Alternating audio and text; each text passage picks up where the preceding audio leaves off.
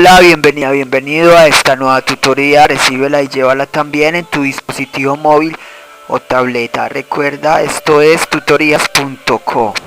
Comillas. La trata de personas también se da en las mismas familias. El silencio puede ser el peor cómplice. Comillas. Como se observa en la figura, el ejercicio planteado consiste en crear un programa que permita imprimir los datos de una matriz que formen la figura n, es decir, la primera y última columna y los datos de la diagonal principal. Se plantea la solución en un programa de 45 líneas. En la línea 5 se importa la librería foundation.h. También se pueden importar librerías de C++ y de C. Veamos la función ejecutar, líneas 17 a 33. Esta función recibe como parámetro un valor de tipo entero. Aquí se invoca la función srandom para generar números aleatorios diferentes. Luego declaramos un vector, o mejor una matriz llamada A de orden n por n. Llenamos esta matriz con valores aleatorios del 1 al 100.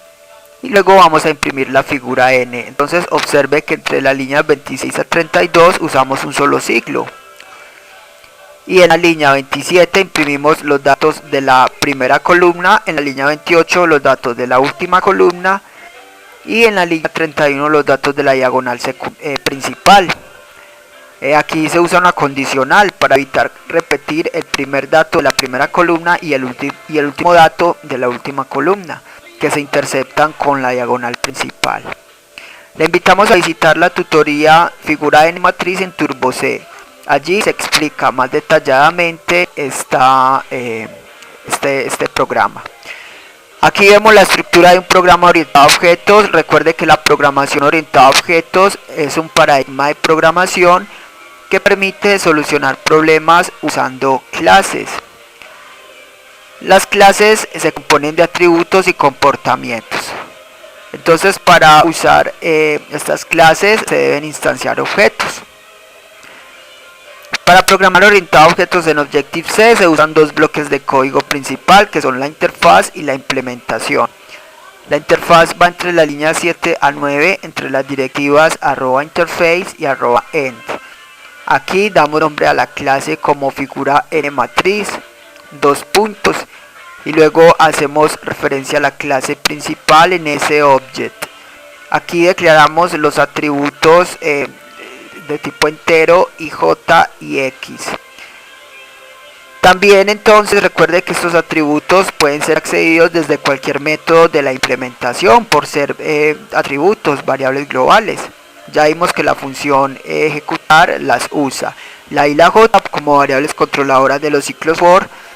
Entonces la x será también un atributo o variable de ciclo for. Con esto entonces queda definidos los atributos. Declaremos ahora los comportamientos o funciones. Línea 8, con menos indicamos que vamos a declarar un método de instancia. Luego el tipo de dato que retorna, void para retornos vacíos. Luego el nombre de la función, en este caso ejecutar. Y por último los parámetros que recibe. Esta función recibe un parámetro de tipo entero, una variable n. Los parámetros irán separados con dos puntos.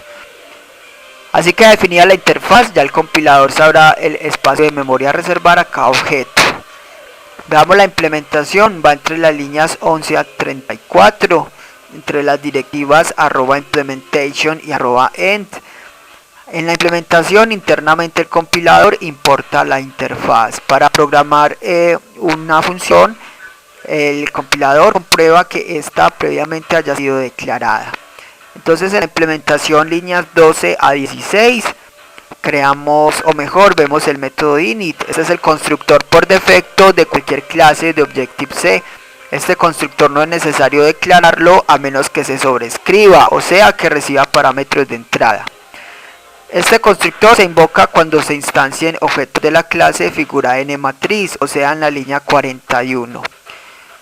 El constructor entonces se encarga de inicializar las variables de instancia. En este programa queda vacío ya que la misma función ejecutar se encarga de inicializar los atributos.